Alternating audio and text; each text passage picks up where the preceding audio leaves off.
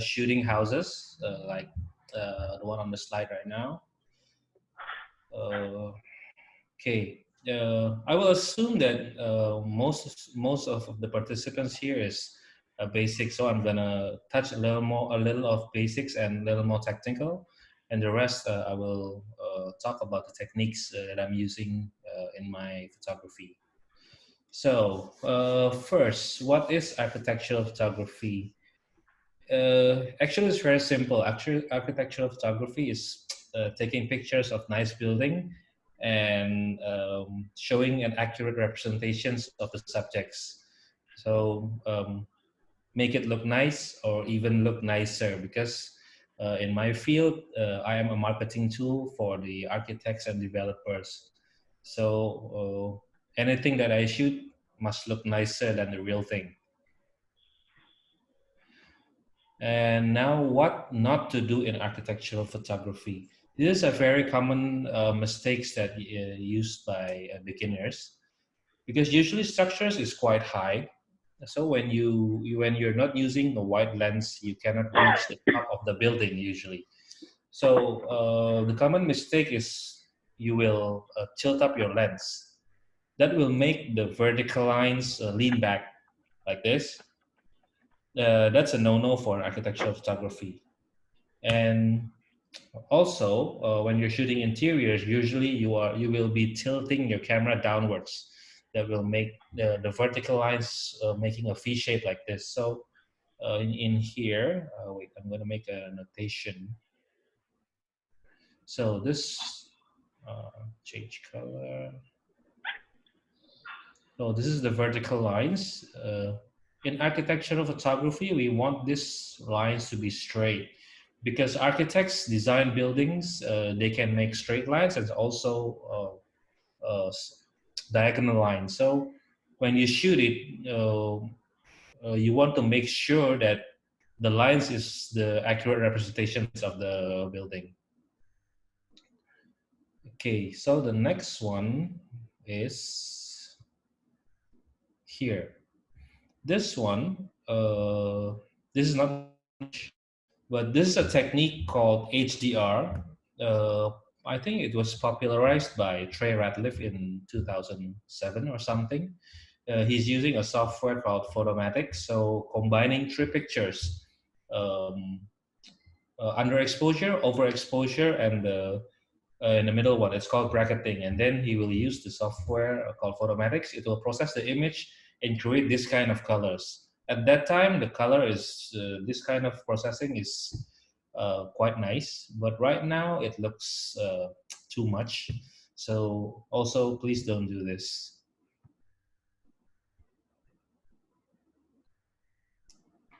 For the basic settings for architectural photography, I'm every time I will use a tripod. Because I'm using a tripod, so I can use the lowest ISO that I can. But usually I will use ISO 200, because if I use ISO 50 or 100, the shutter speed will be too long for me. So 200 I think is still okay for the camera nowadays. I think 200, it will not make it will still create a nice photo. And aperture is around f8 or f11 depending on the scene. But the purpose of using f8 or f11 is because I want to create the widest depth of field that I can. We want to make everything sharp from the foreground until the background. For the shutter speed, anything to balance the settings that I use above. Okay, and shooting time.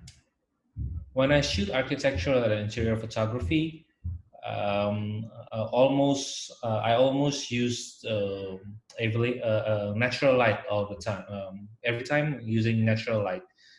So timing is very important for me. That's why when I shoot this kind of image you see on the right, uh, this is called the blue hour. I think if you shoot landscapes, you should know this kind of image. This is the timing when you get the perfect balance from the sky and the interior lights. So we can shoot this time at dawn, 5 a.m. to 6 a.m., or later in the afternoon, 5:45 to 6:30. This is Jakarta time. So if you're living in Singapore or anywhere else, please adjust the time according to your local time. And in architectural photography, we also want to get a daylight shot of the building because uh, it will create depth in the architecture. You can see the shapes better with the lighting. So usually, I also have uh, uh, twice a day to shoot the daylight. Once in the morning, 7 a.m. to 9:30, or in the afternoon around 3 to 5, depending on the sun direction that falls to the house. And in the midday, if you're lucky, and there's an opening inside the house, that it will create under very nice shadows like this. This is taken around maybe 11:30 or 12. Uh, of course, also depending on the sun orientation and the timing in the year, because the sun will move. The sun's position is different from the entire year, so you have to wait for this exact moment where the shadow will falls down perfectly. So at the other time, between 10 to 3 p.m., when I don't shoot this kind of shadows, I will shoot the entire interiors of the house, which doesn't get any much effect from the natural light. Okay, so basically, I'm shooting the entire day um, for a house around 500 meters and above. It will be one full day from morning until evening. Uh, okay. If you have any questions, please do ask B. Let me know if they have any questions before I move on. Okay. And how's my shooting approach? I'm using these four approaches for my architecture shot. I'm always shooting architecture like this in the first image. We want to see the full shape of the building and of course a little bit of the surrounding, just to show the context, just to show the building in context, where is it located. And then we want to shoot space. In the second image you can see there's a double volume inside the living room, inside the house. And on the third image I'm showing scale. I put a person inside the frame. Then you can sense how high is the ceiling inside the house. And lastly, connections. How do I show connections? If you can see here, this glass here is this glass here. Yeah, so this tree here is this tree here. So basically, this is shooting to the back of the house, and you can see this flip. I'm shooting to the front of the house.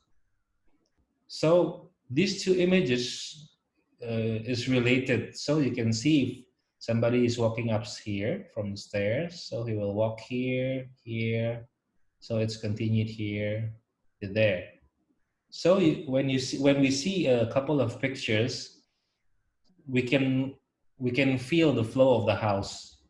So the architecture photography that I'm doing is maybe almost like a photo story. So if I spread like 15 images of a house, anybody who sees the images uh,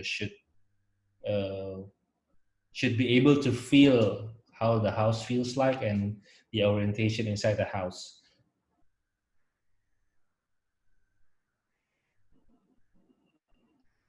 All right, going to the next one.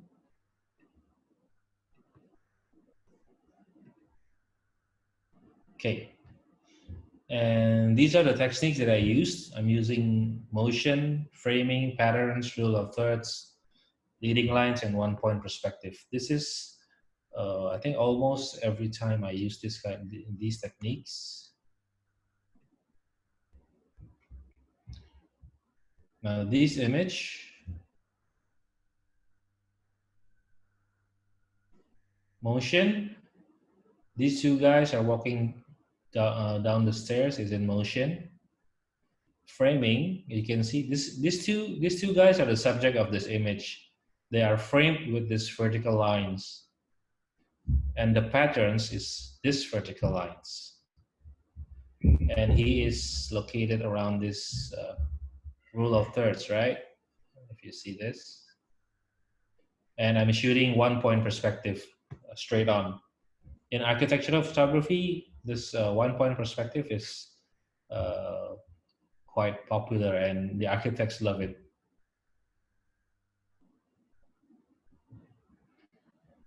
Go next.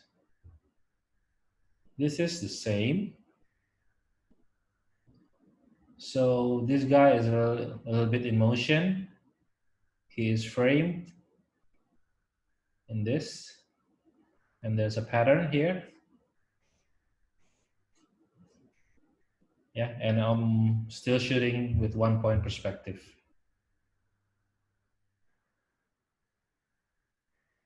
Next one.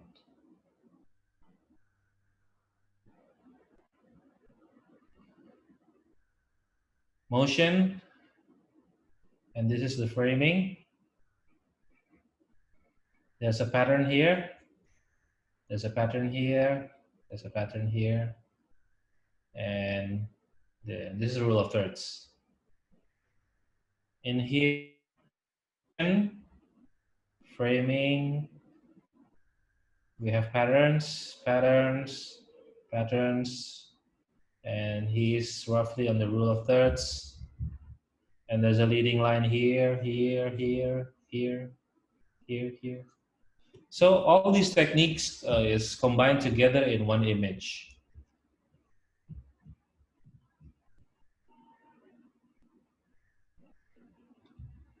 Okay, going to the next one. Now, this is also the same. We have a simple framing here, framing the guy. And he is roughly rule of thirds. We have a leading lines here. And shooting 1-point perspective. And the next one is this one.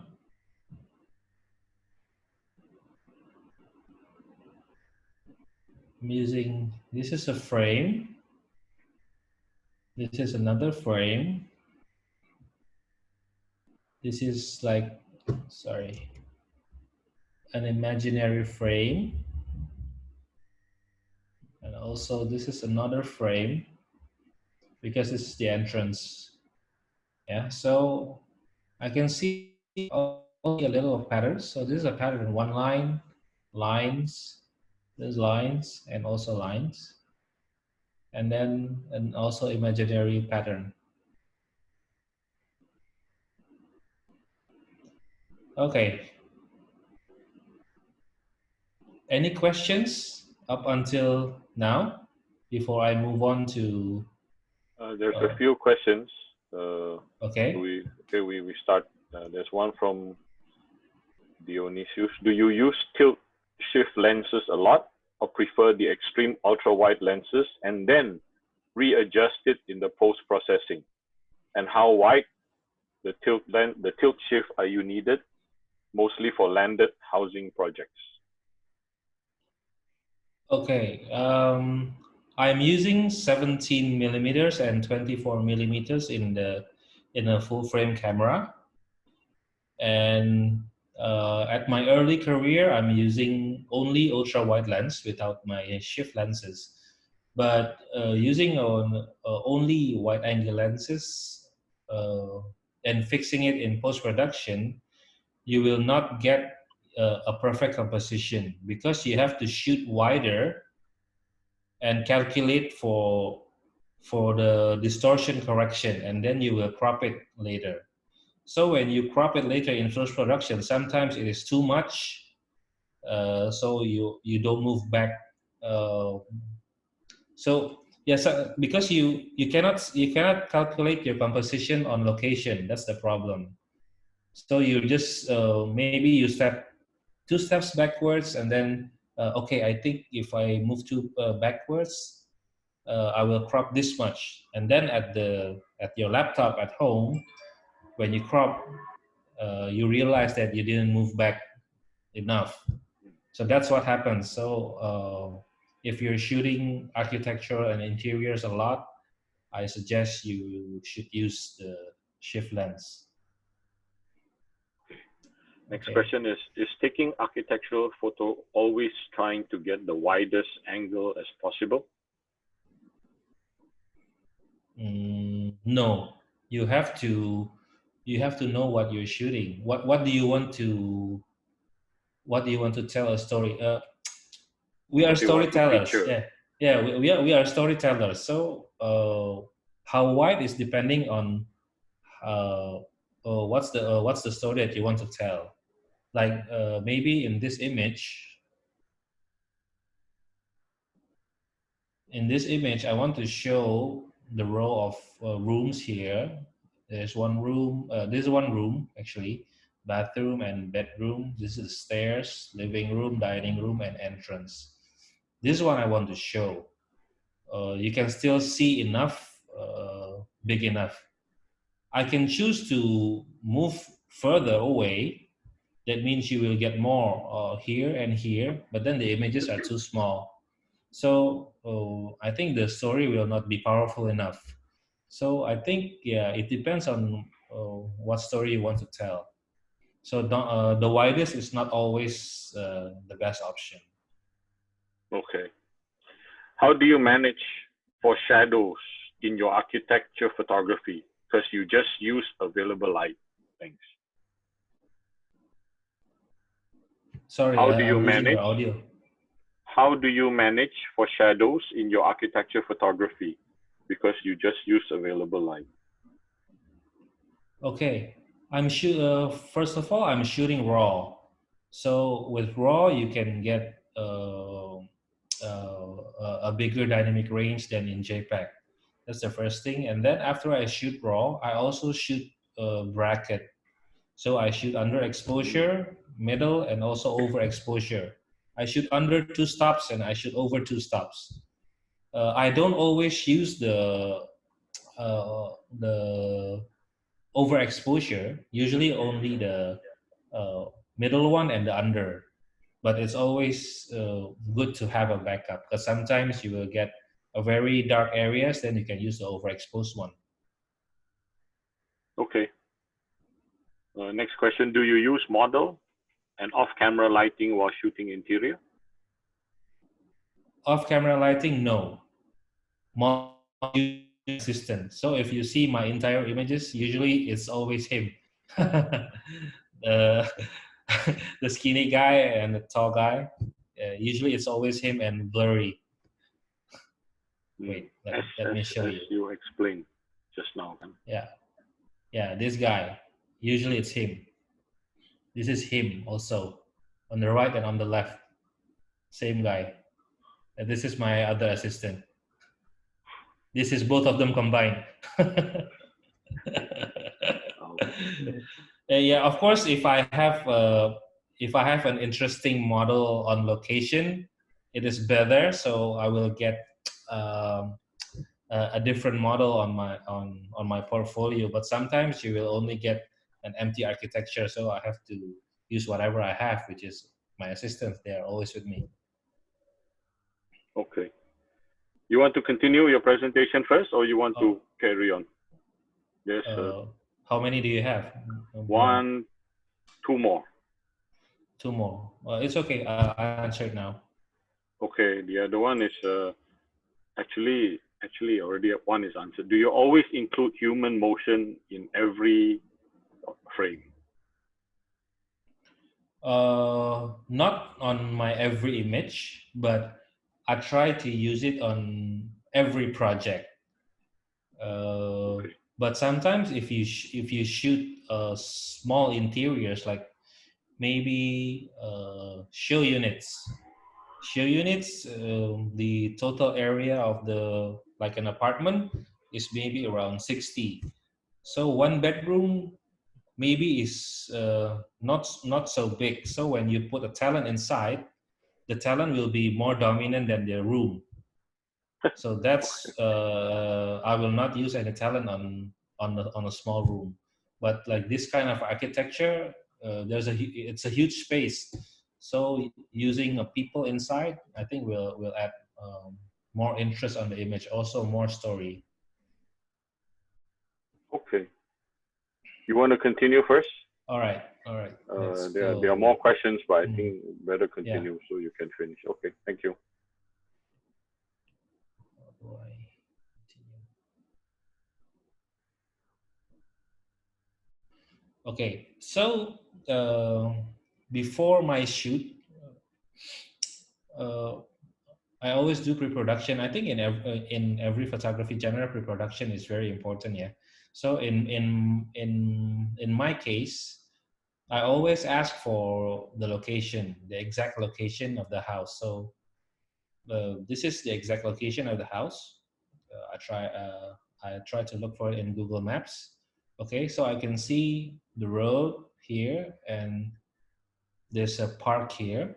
So that means I may have a shooting distance from the house because usually this kind of road is small, and if the building is like 2 or 3 stories, you will not get any shooting distance to get the whole picture of the building.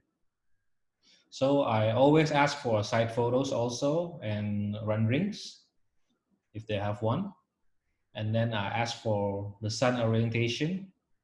In this case, I think the east is from here around here. So usually when you see it on Google Maps, east is here. Uh, it's not always the sun is coming directly from here. Maybe probably from here, or maybe probably around here.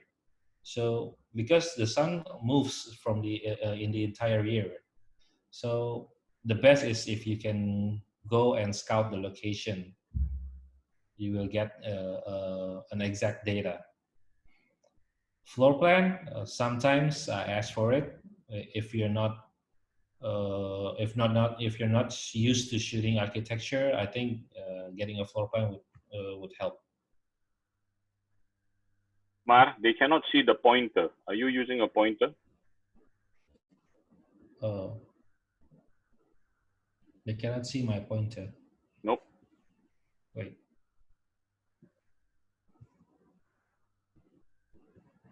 Wait, yeah. Yes, I'm losing my pointer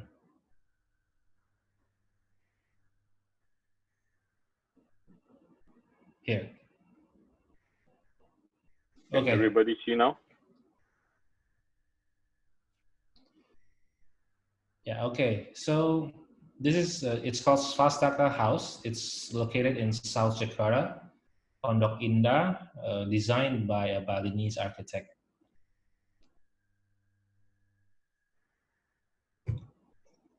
This is the entrance of the house. Wait, I'm losing my pointer again.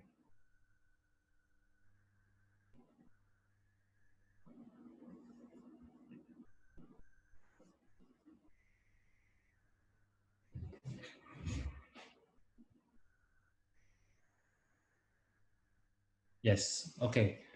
So entrance usually always in the shoot list of choosing architecture because entrance is always well designed. So this is using just a simple straight on one point perspective. I put a frame and then another frame. Yeah, entrance. And then on the next one,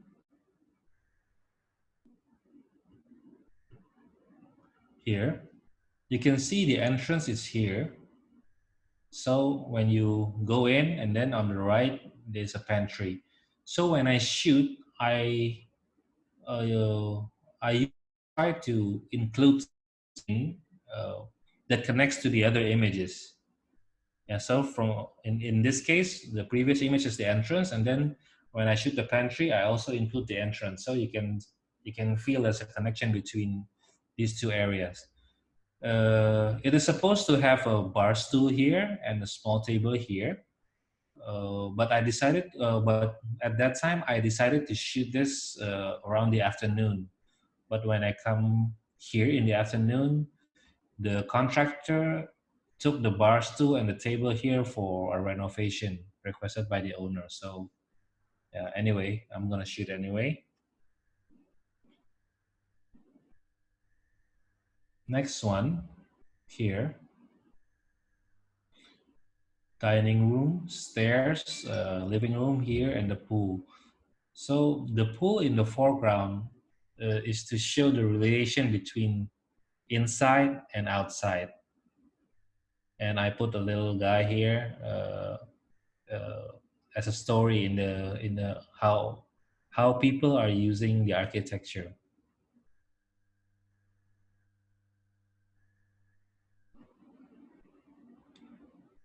This is actually the vertical version of the previous shot, but this one is showing the connection between the facade and the living room. And the swimming pool here.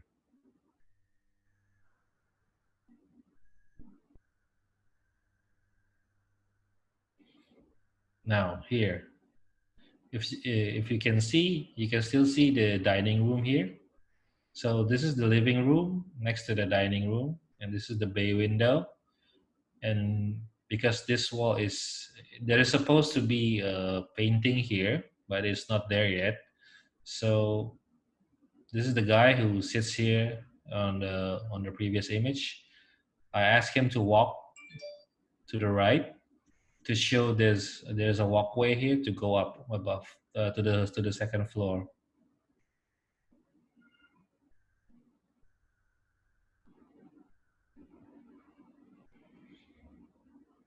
Okay, this image, you see, this is the dining room again.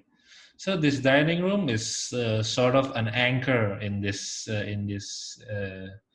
architecture. So every time I shoot this, Sorry, Ma. I think yeah. your pointer is missing again. Can you just doodle instead if the pointer is lost, katanya? Oh, okay, doodle it. Yeah. Thank you. Wait. Yeah. So this living room here, the dining room here is sort of an anchor. It connects all of my images around this house.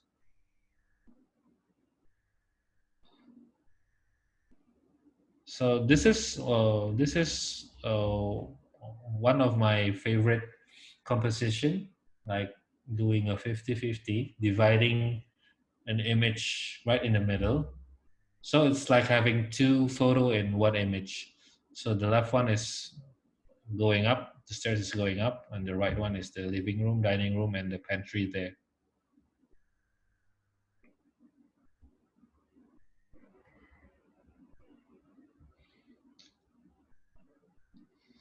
This is the same, actually, almost the same story between this one and the previous one.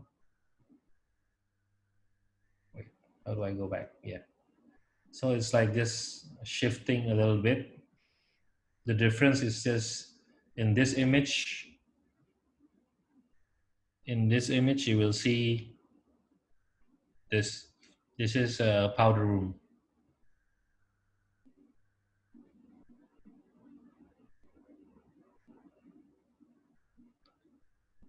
Now this is shooting the other way. So the dining room facing the living room here.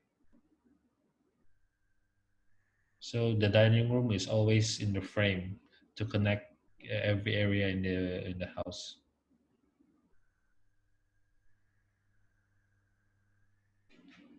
Now we are on the second floor.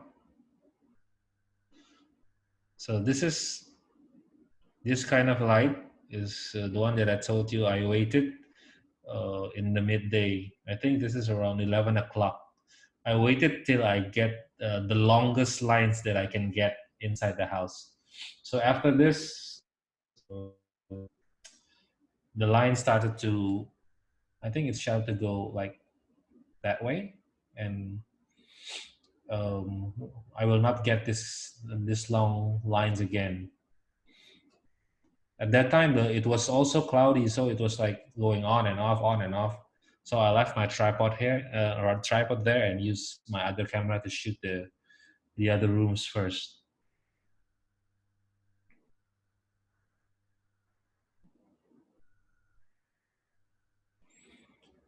This is one of the bedroom. Yeah, so bedroom located on the 1/3, and this is just a small detail here. This is a mirror, so you can see that this room is actually in front of the stairs.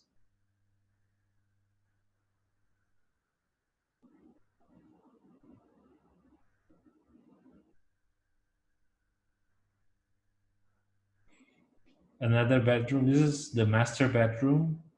So if possible, I will always try to shoot a room facing the window, so I can show the connection between indoors and outdoors. Instead, just shooting, maybe if I shoot it from maybe from here to there, I will only get this wall. This wall is actually just plain white here. So that's why I shoot it from this way instead. So I can get a view here.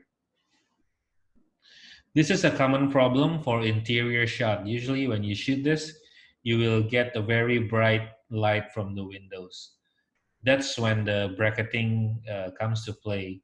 So because you will shoot it two stops under exposure, then you can combine the middle exposure here and the under exposure one in here. And you can blend the images together in Photoshop.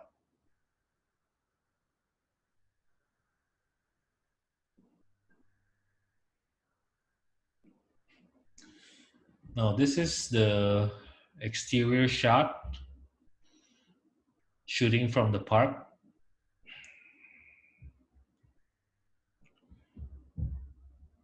Consider this as a framing here. Yeah, framing. And then, wait. This is the hero shot of this building, of this house. This is the unretouched version of the house, of the image. And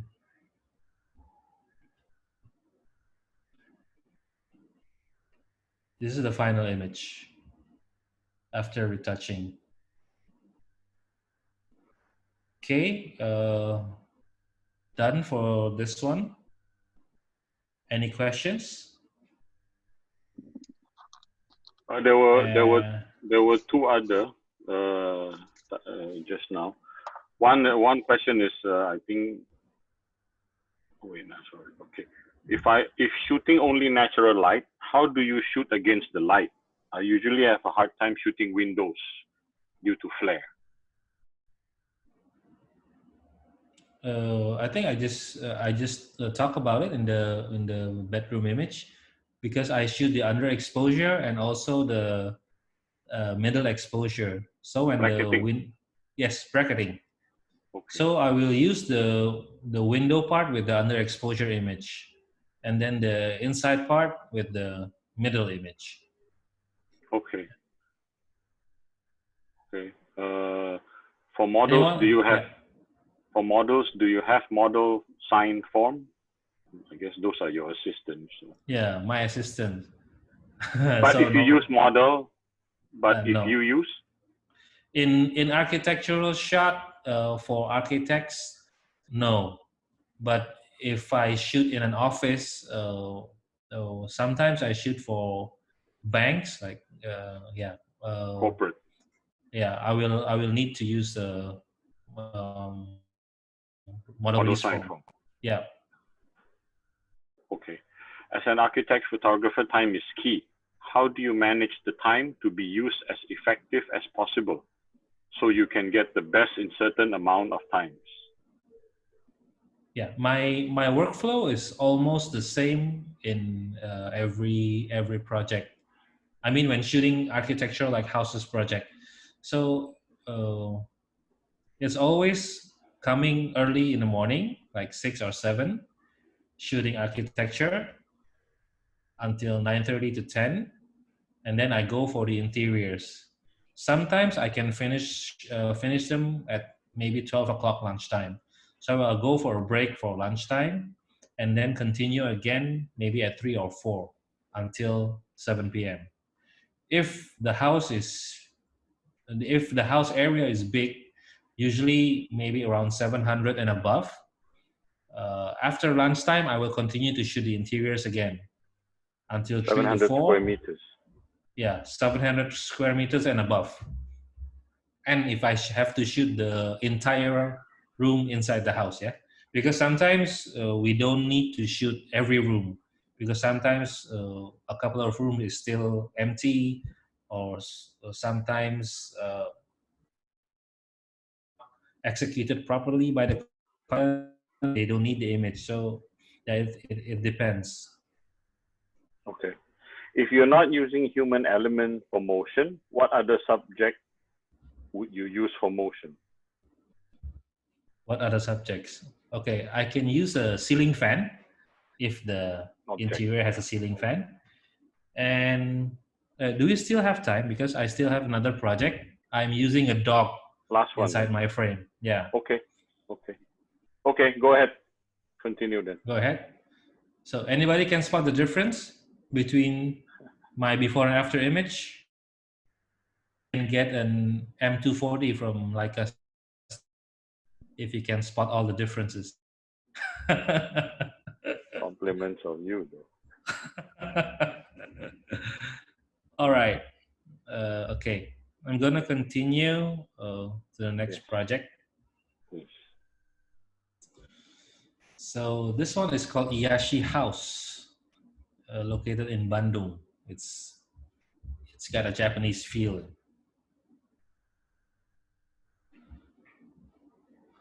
Okay, this is located in KBP is Kota Baru Parayangan ya, Padalarang near Bandung. You can see there's a lake behind the house. Overview of the house, and then yeah. So this is the walkway walking to the entrance. This is the entrance. Yeah. So there's also a note when you are shooting architecture, the sun is coming from this way. So usually I will shoot it from here.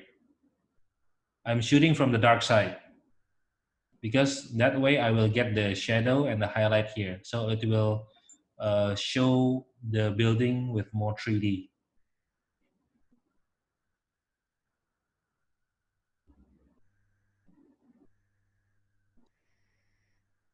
Now this is another shot.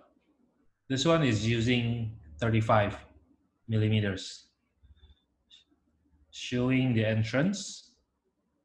Yeah, this is the entrance of the house. And then here, I include the entrance again here. So you can relate from the first image until now that it's all connected. Yeah, when you go into entrance, this is the living room. This is going to the back, and then here, another similar composition. Yeah, so for this project, the architect challenged me to shoot using the dogs inside the house. So this is one of them. You will see more. You can see this glass here. It's connected to my next image. Yep, it's this one. Simple framing. And then this one, the next image is going inside. You can see the dog again. You know, in my first, I think 2 or 3 hours shooting this, trying to get the dog in the frame, I'm quite frustrated.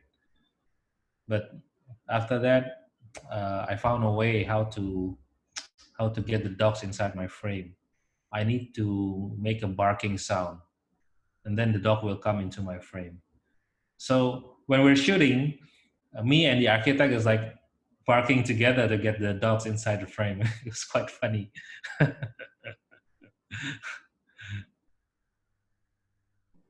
Okay, next one. This is shooting the other way.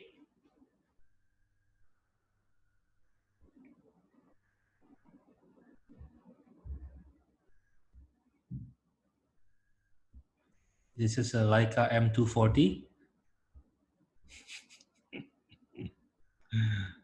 And then, yeah, this is the back of the house. Yeah. In architecture, shooting symmetrically is also important. But this is not exactly symmetrical, but almost. Because this is longer than this one. So this is showing there's a garden at the back, stairs, and the living room that you see just now, and also the building on the right. It's connected. This is the hallway. And then this one, just now I'm shooting from this way. Now I'm shooting from this way. And also this is a dog.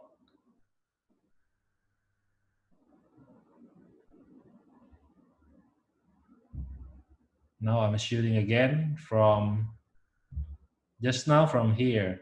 Now I'm here. Another similar composition. Here, right in the middle, separating two images, right and left.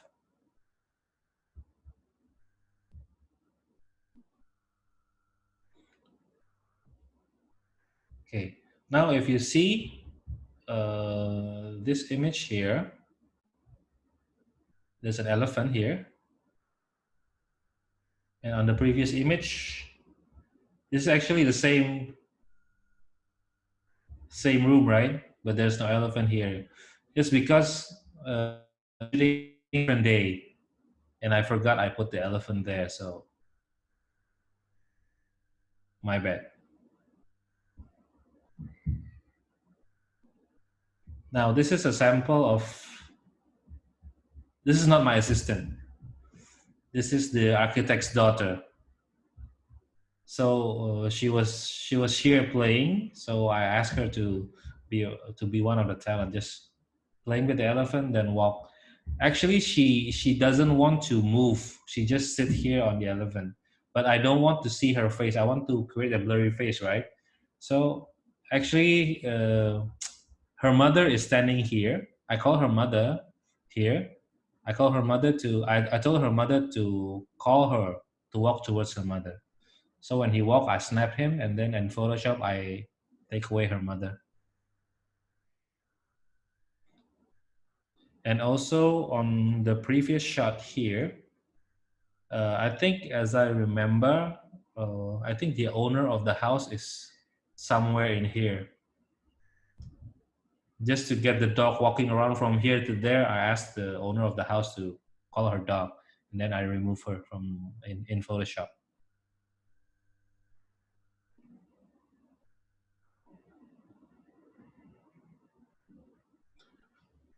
Now again, this is the room looking outside. So in architecture, you always want to show the connection between inside and outside and inside, always.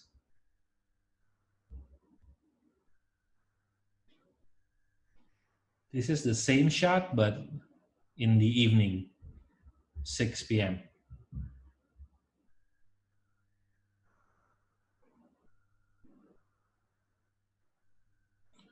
Now, this is the image that I shot on day one. This is an unprocessed image. After I shoot this, I I found that this light is very distracting.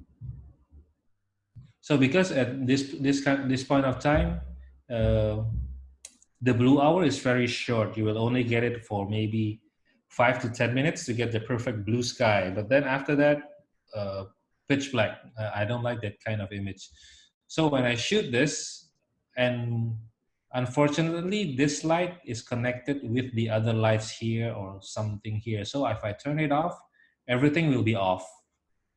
So on the second day, I asked them to turn off this light. So the architect called an electrician and removed the grouping of this lights. So I can get here. So I think this image is more focused on the house itself compared to the previous shot because the lighting is distracting in the front of the image.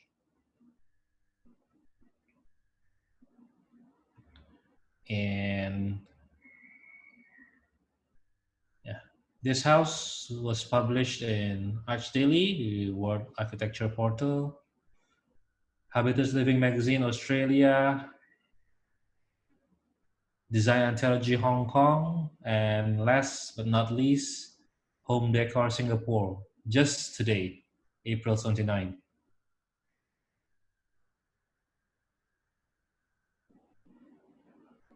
Thank you.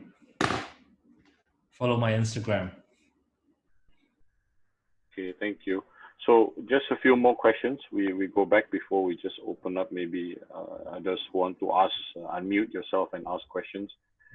You take pictures that you think are interesting, or you take pictures that represent the intent of the architect or interior design. Of course, I have to take pictures of the design intent, and I have to also make it interesting. Okay, so a little bit of both, depending on the request. Usually, I don't. 90% of the time, I don't get any brief for my job, so I accept a call. Hey Mario, can you take a picture of my project? Okay. Any job brief, bro, and anything you want to tell me about the building? You know better than me, lah, bro. You go ahead. That's what I get all the time. Okay. Do you always shoot in eye level? Most of the time, yes. Most of the time, maybe 70 to 80% eye level. And sorry, not eye level. Usually at 120 height, so Okay. it's around chest height. But depending on the area itself, so sometimes if I shoot like a toilet is a small space, right? If I shoot 120, it will be too high. Maybe I will shoot at around 1 meter or 90 centimeters in a toilet area. To give a better perspective? Yes, to get a better perspective, because 120 will be too high when you're shooting toilet. It's like you're looking down on everything. Okay. When you shoot an exterior of a building or a house, how do you get rid of the electric poles, telephone poles, and all the wiring? Photoshop. Photoshop, the one and only. Wait, yeah. I think the sample is this one. Yeah. There's a very annoying light here, but I shoot it on purpose. So I put the lighting outside the house so I can Photoshop it better instead of just shooting and then maybe the light pole is here. I will get a hard time probably Photoshopping this area. So you intentionally position things in the frame so that you can post process easier, Yes, correct? always. Okay. So when there's an electric pulse, maybe if there's an electric pulse like here, so I will try to shoot at an angle where the electric poles may be only touching the area which is flat, like a flat wall right here, because retouching a flat wall will be much easier than retouching this these walls with Pattern patterns, wall. right? Yes, Yeah. yes. Okay. How do you reduce or eliminate border reflections from window, especially on polished or glossy floors? Okay. Maybe how do I avoid How do sorry, you how reflections? do you reduce or eliminate border reflection from window, especially Mm, on polished or glossy floors? yeah. So maybe which one? Yeah, is a better example.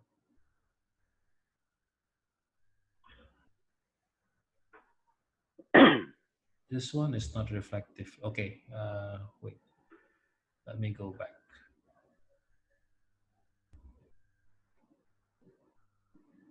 Yeah, maybe here. Usually here. Usually when you shoot windows, you will get this strong reflection of a window here. Usually. So there are several ways.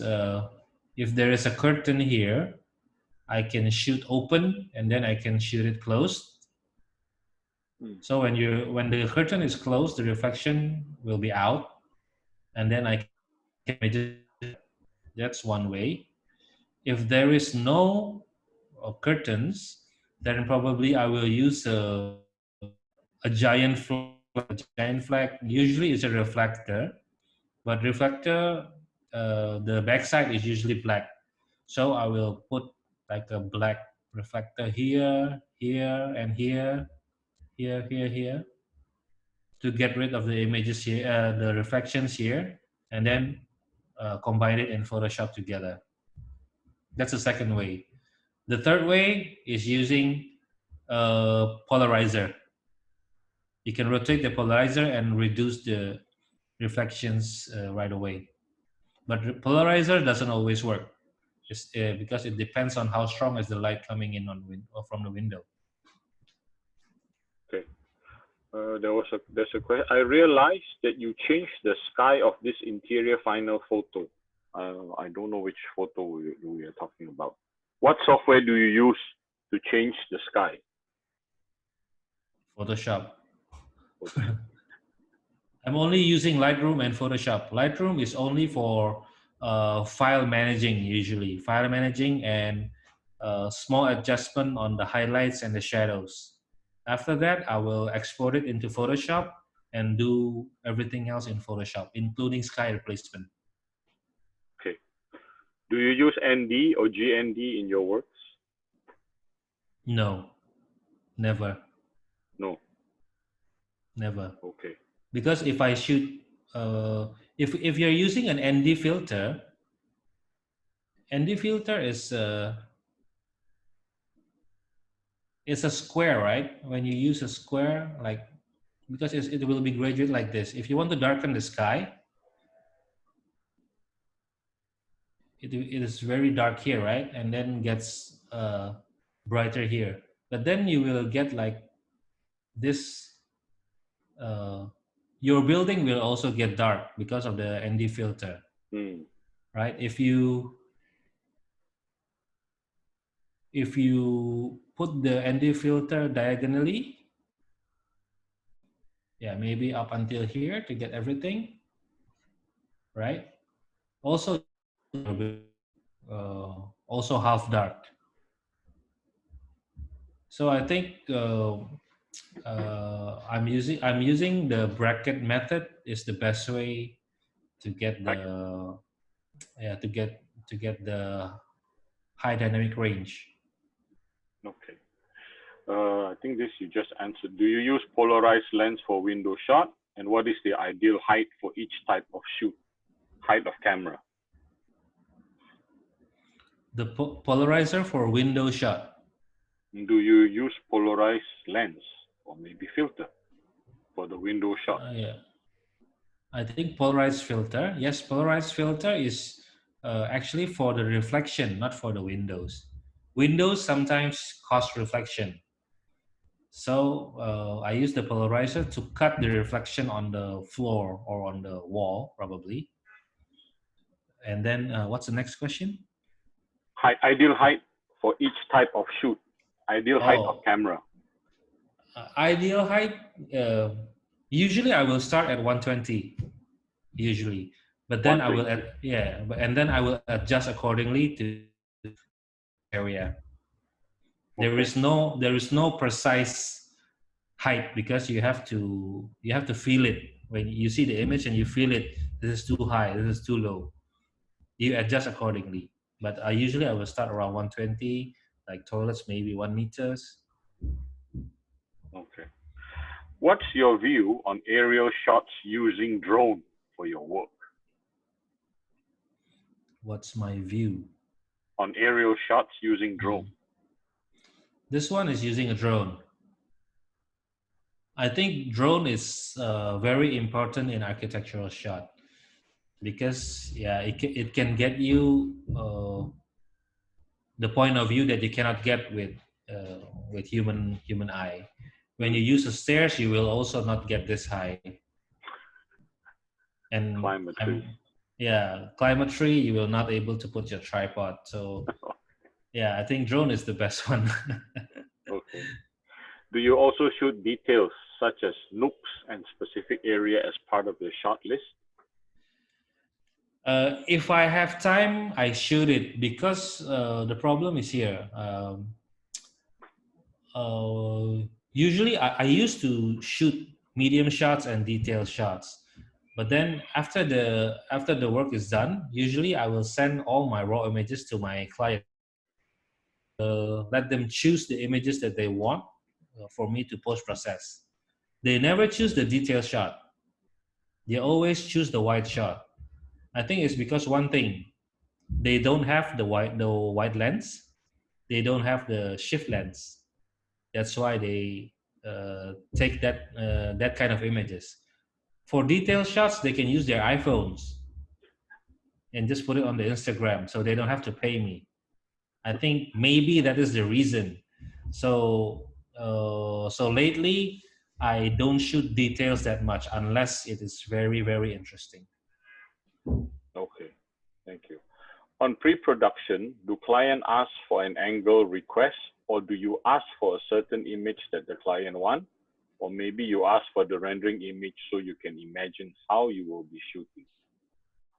On Well, pre-production, on, do client ask for an angle request or do you ask for a certain image that the client want? Or maybe you ask for okay. the rendering image so you can imagine how you will be shooting, how you shoot your. Oh, okay. When I ask for the renderings, usually just to it's for me to know what kind of projects that I am facing with. Yeah. So it's not an angle reference for me unless sometimes a client asks for a specific angle, like, hey, I also want this rendering angle, yeah, because they will use it in the marketing tools. Like on the left is the renderings and on the right is the build project. That means how close they can realize the 3D to the final product. To the actual. So when they request, of course, I will take the shot. But most of the times, they they will leave it up to me. Okay. How do you correct the color? Do you? Correct the color. Yeah. Yeah. Okay. Correcting the color is also with Photoshop. So when you shoot, usually in daytime like this, you um, Yeah, usually in daytime, the white balance of the camera is quite accurate. So Mm. I think no issue. But when you're shooting interiors, probably like this, maybe you will get a hard cast here from the orange here, probably, or maybe not, no, maybe not this one, because this building is dominated by gray. Say when you get a lot of gray in Okay. the camera's white balance will do a very good job in rendering the colors. So I think this is not fair. So maybe this project, yeah, this project for the interiors, I I think this is casting a very orangey color here, and also on the dining room. So I use Photoshop with hue saturation, and I just reduce the yellow and brush it a bit. So if you, in case you forgot the original image, the original color of the product, sometimes I'm using my iPhone and take a picture of the product which has a color cast.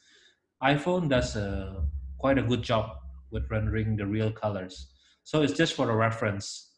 So I Mm. know the real color of the material, and then I can use it for a reference in my post production. Okay. How's your post processing workflow? Say again. How is your post processing workflow? Post processing workflow. Mm. That's a long process, man. But Okay. I guess one of the way is you render with like what you just mentioned, right? With your iPhone as a reference. Yeah. So post processing workflow. Yeah. Lightroom, minor adjustment, and then go to Photoshop. Photoshop, uh, blend exposure, dark, middle, and highlights. After that, uh, cloning. So cleaning unwanted objects, and then uh, color correction, and then verticals. Make all the verticals straight. Done. Okay. That's the basic workflow. Okay. Architectural photographers are storytellers, as you said. So how do you manage to get the story while you are shooting? Music? Music. How do I get the story? So when you're shooting houses, it's pretty simple actually. So uh, you want to show the facade of the house, the entrance, and then as you enter, is there any walkway? Maybe in this case, wait, in this case, like this pantry, dining, living, pool, stairs. So I just make sure that I can get all the shots, all the shot list here, and maybe uh, also add a little story like here, right? Like people using the architecture here. So I think it will convey the kind of house this is, how comfortable is this is, how people are using it, how the light comes inside the house, that sort of thing. Okay. Does it answer the question? I think so. Next question is what's your favorite focal length for interior photo shoot? What's your favorite focal length for interior photo shoot? Okay, most of the time it's 24 and 17, depending on how big is the area of the house. if possible, I always try to shoot with my 24. If no, then 17 is the way to go. Okay. Sorry, I didn't hear it before. To shoot architectural buildings like houses, if the space between the camera and the object is too narrow or not enough space, what is the best thing to do? Force to get the whole building image, or you just have to shoot with what you get? Sorry, is this shooting exterior or interior? Uh, Exterior. Exterior. Exterior. Unmute aja. You can always unmute. Okay. Sorry, can you repeat the question again, B? To shoot architectural buildings like houses, exterior, I guess, if the space between the camera and the object is too narrow, what is the best thing to do? How to get the force to get the whole building image, or you just have to shoot what you get? Okay, usually when you want to shoot architecture, you at least you need to get one shot of the whole building. So uh, if if the shooting distance is not possible, you can try a stitching method, probably. Yeah, stitching method. If you're using a shift lens, you can when you say narrow, that means you cannot fit the width of the house or the height of the house. I guess both width and height, you know, it depends on the how big the road is in front of the house. Okay. Okay, so yeah, stitching is one way, but you cannot use you cannot shoot like with a normal tripod and then shoot like this and this and this. You will not be able to stitch it nicely. So you have to use like a nodal ninja or something. It's a panoramic lens. It's a panoramic head, so you can stitch 3 images nicely. Or if you're using a shift lens, you can stitch it like left, middle, and right very easily, or maybe top, bottom, and below very easily, just with the dial on the lens. Yeah, I think that's one way. And if it still doesn't fit, you can always shoot an abstract of the house. So shoot partially, just to get the feel of the building. Okay, bro. Okay, all right, thank you. Thank you. Okay, this is, you have to answer this very correctly, okay, Mario?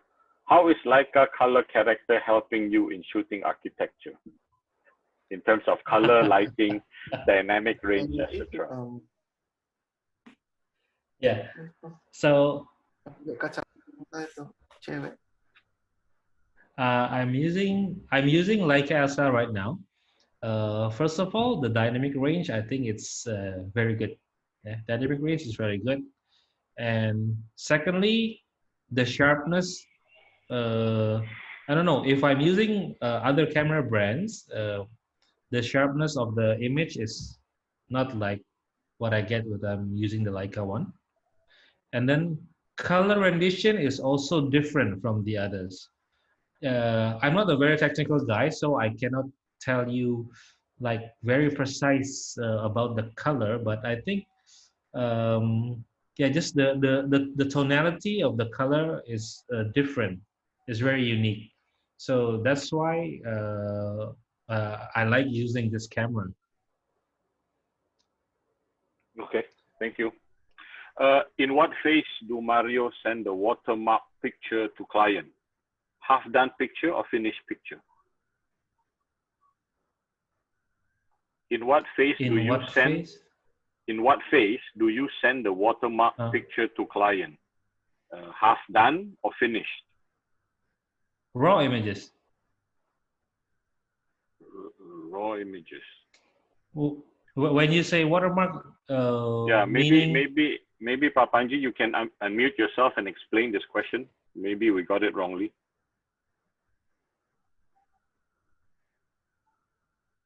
Hello, Mario. Hey, Bob. Oh, Panji, hello. So I want to ask about the face that you send to client after your shooting day. Mhm. Did you adjust the angle, correct the color, and then you watermark the picture and send to client, or uh, already finished product? So And after and yeah, you decide. after I finish shooting, I put all my images into the Lightroom. I select uh, the images that I would like to send to my clients, which is the proper image, and then I adjust them a bit in the Lightroom. So shadows, pull up a bit, highlights, pull down a bit, and then I just put a watermark and send it to a client for them to choose which images that they want for me to post process. Oh, so you adjust the angle and the tilt, then shift everything, and then you send the image. Yes. Oh, all right, all right. Thank you, thank you. So minor adjustment, yeah, minor adjustment, and then send it. All right. Thank you. Thank you. Okay, so there's a question from Michael Jonathan. I do photography as a hobby and especially love travel and street photography. And I'm sure we all agree that we see a lot of fascinating buildings and architects during our travel. Can we apply this in travel photography perhaps? Sorry, Michael, can you please maybe explain your question a little bit more to Mario? Again, maybe we got it wrong here.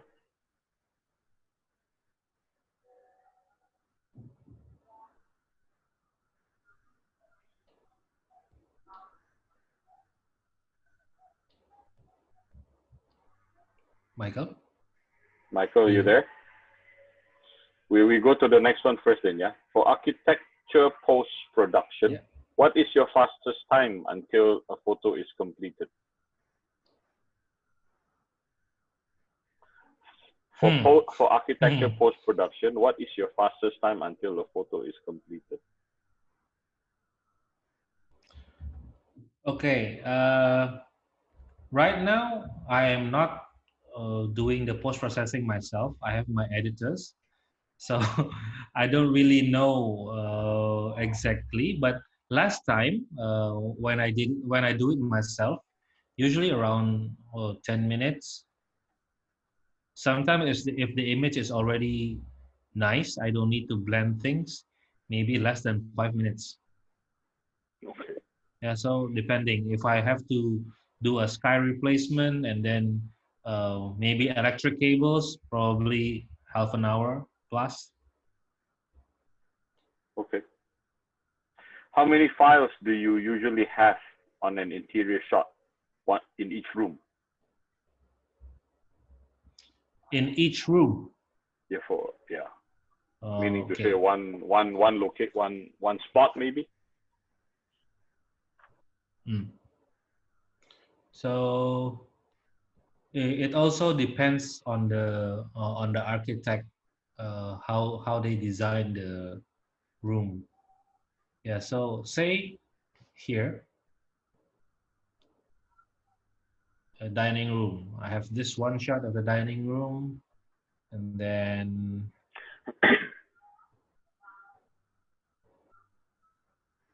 this uh, also the dining room, right? This one also the dining room, also the dining room. Yeah, so I have around 4 images of the dining room. So it really depends. So maybe like the toilet on the left, I only have one image. That's it. The stairs, I have probably uh, three. So one straightforward angle, and the other one is from the level 2 looking to level 1. This room, I have two. So this one is from the door, and the other shot is 1 point perspective from straight on this way, yeah, from here. I have two shots.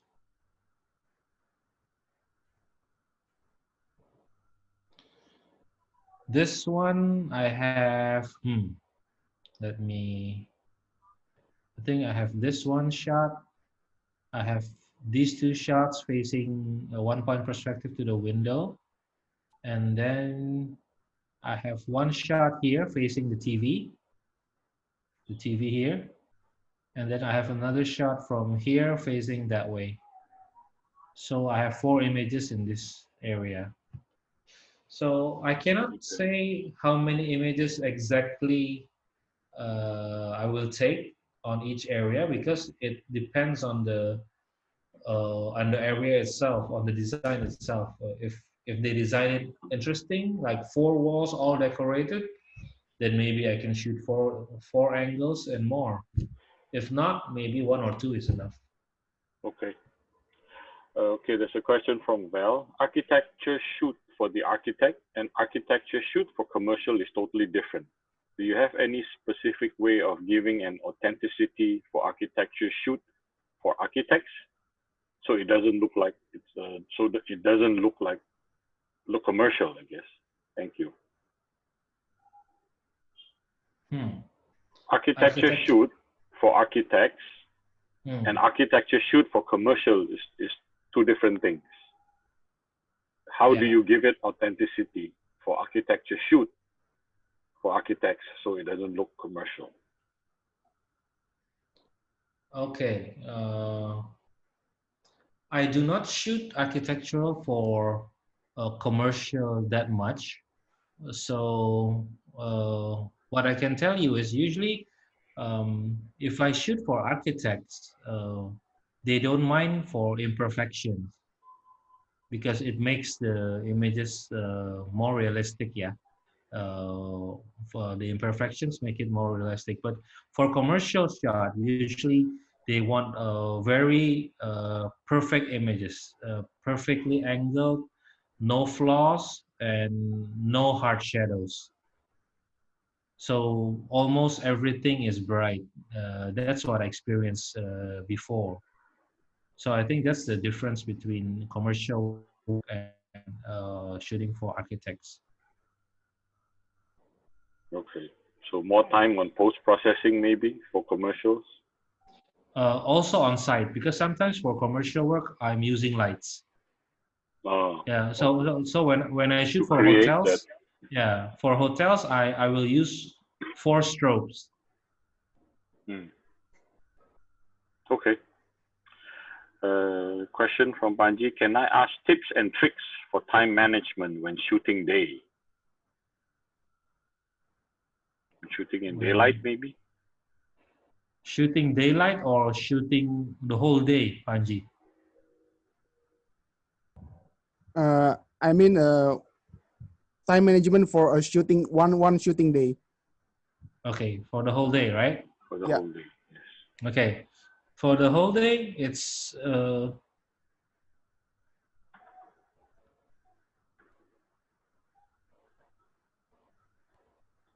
here. So this one, when in context, if we are shooting houses, if possible, I would like to skip the dawn part. Because when you want to shoot at 5 a.m., that means you have to be on site around 4 a.m. And 99.9% owners don't want to wake up at 4 a.m. for you to open the door for you. Yeah. So even if they do open the door for you at 4 a.m., they will not get anything ready. And then at 4 a.m., you have to frame the architecture in the dark.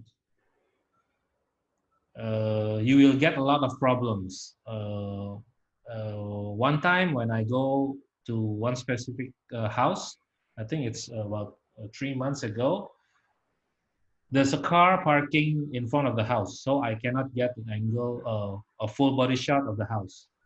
So we have to move the car first. We have to wake up the owner until, so luckily he wants to wake up and move the car.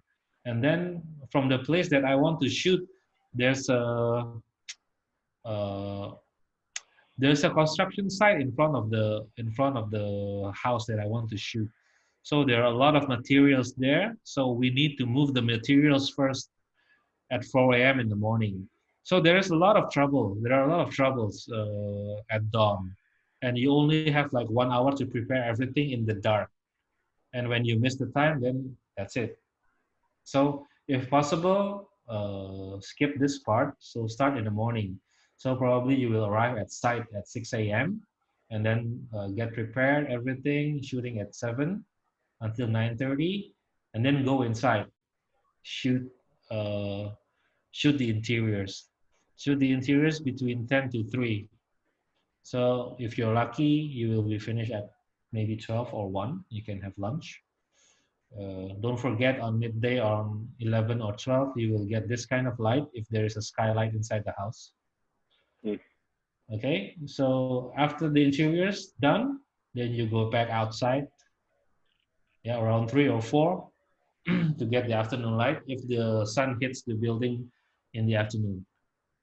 And then you will wait for the blue hour shot in the afternoon, 5:30, 5:45, and then done at 6:30. That's about it. Okay, thank you. What type of white balance setting that you use for interior shoot, especially for interior with artificial light such as spotlight, LED stripe on cove ceiling, etc.?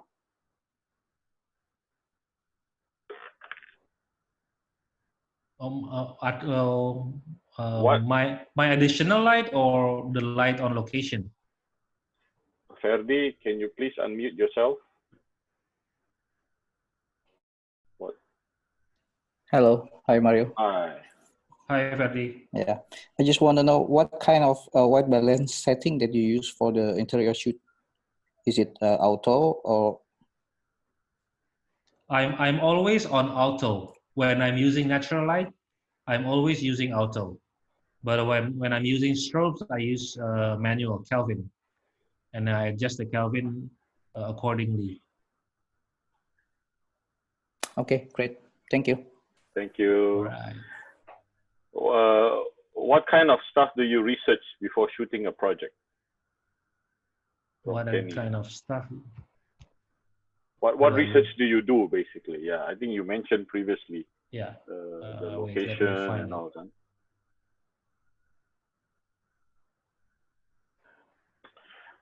Here. I think if any of you would like to unmute yourself and perhaps share or ask, please feel free. The questions are we're finishing up on the questions on the chat box. Thank you. By rights, this is the pre-production work. The best is if you can do a scout location, but I never do a scout location. My bad. So because I'm shooting like almost every day, so if I do a scout location, then I will lose 1 day of work. So usually I will just ask for a Google location, so I can check it on Google Street View, and then I ask for the site photos. How big is the road? So I will know, do I have a shooting distance or not? And the sun orientation. Usually these three, and then I'll just go straight to shoot on the shooting day.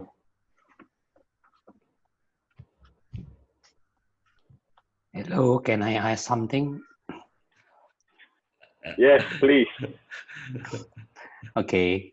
Hi Mario, my name is Ruben. The troublemaker. Okay, related to Mas Panji Vasco's questions before about the angle. Is it the angle you the angle you take is your angle, or it's your client angle? I mean, do you have such a some angle that is your work? Is it will become your trademark or something like? This is Mario's photo for architecture, and it's different from others architecture photographer. Have you ever think about that, or you just to in a because what I see is all is formal, right? It's a formal angle. It's formal angle, and uh, what about making your own angle? Sorry for the hard question. Okay. I am not sure about. Yes, I also look at the other architectural photographers' images, and yes, they all look similar. They all look similar. But what I hear from my viewers is like uh, this kind of images is, I think, uh, I'm the first one to do this kind of thing in the architecture work, probably in uh, because when they see this kind of images they usually say this is Mario's image because they before they see my name in Instagram. So this is my kind of trademark in my architecture work, and also like this kind of composition. I do this thing a lot. So yeah, probably this is one of my trademark. Okay. Probably because I think trademark is what you do Repeatedly. repeatedly, constantly because you like it, right? And have you ever think to make architecture photo not as a formal photo, but become an art photo or something like more than just for presentation only and make it formal? Yeah, I thought of it about that's like going level up of like from this because it's like formal shot, all documentary, everything is everything is proper composition, right? So when I do maybe we call it more artsy images, maybe the client will not like it, maybe because it will be more abstract, right? The information might not be there. Okay.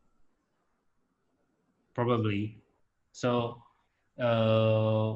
right now, I always have, if I have time, I usually try to shoot uh, images that I like. So images that I'm not using tripod.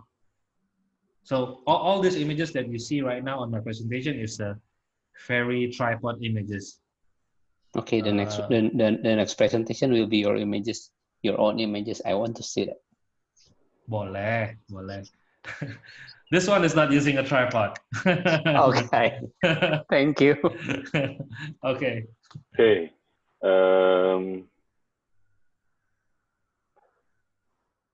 Well, there was another question. Have you photo interior at night? Have you taken pictures of interiors at night? Yes, of course, of course. Usually when there is a lighting designer, I will shoot the interiors at night. If not, maybe not because the lighting will ruin the mood of the house. Okay. Okay. Again, if there's any question, please unmute yourself and ask. There's no more questions in the chat box. Lee?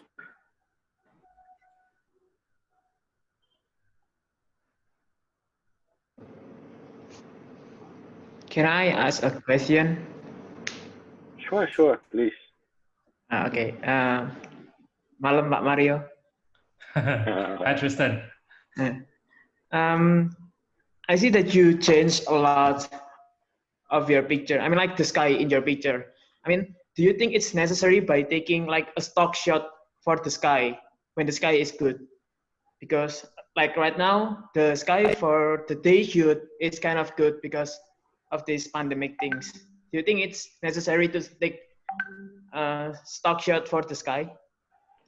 Of course, sky is very important. If you have a nice sky, then your images will be better, right? This one, you don't see a lot of texture in the sky, But here, I think the sky is more lively. So better sky is always better images. If you have time and you have the angle to shoot the sky, then of course take it. If you don't have time, and if you're lazy, but you have a lot of money, buy stock images. Done. I want to ask one thing again about that. I feel like there's times when we need the texture from the sky, and there's time we need to remove the texture from the sky. Okay, depends on the building. Okay, what do you think about it?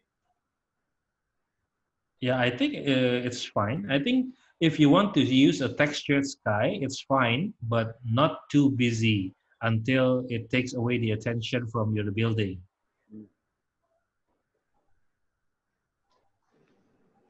Okay, thank you, Pak. Thank you. As a question, what's the hardest angle that you have ever taken in terms of difficult angle? Difficult angle. It's the angle where drone was not invented yet. So I have to shoot a high-rise building, but so I need to climb the other high-rise building in front of it, and I need to access the rooftop. And I stood at the corner of the uh, like One building to this. take another building. Yeah, so I need to wait. Let me annotate. So I was like sitting here on top of a 36 floor building to get the angle. So yeah, I think it was maybe 8 years ago when I was still young and naive. Right now, I don't do it again. Yeah, you have drone now. Yeah, Okay. I've drawn. You always have a person walking in stair shot. Is that to show the dimension or dynamic? More to dynamic. Okay, more to dynamic. What is the biggest problem other than electrical cables, trees blocking, and bad weather when you take a shot? Not getting paid? Sorry. Well, Hard client maybe. Client. okay. Okay, any other questions? If not, I think we had quite a good session, a long one. So if there's no more question, then perhaps we should end this. It's getting late also in our neighboring countries. Okay, so thank you everybody for the time and for your. B. Yes. What will be the next talk show? Who will be the next talk show then? We will let you know. Next talk show will be Robert. Okay, the one with the beard, right? The beard, yes, the beard. The mustache, right? Hi everybody. Okay. All right. So thank you from our friends from Singapore, Malaysia, and Philippines. Have a good evening, all. Thank you, Mario. Thank you, everybody. Thank you, also, everyone. Thank you, everyone, for joining. Thank you. Bye bye. Thank you. Bye. Bye bye.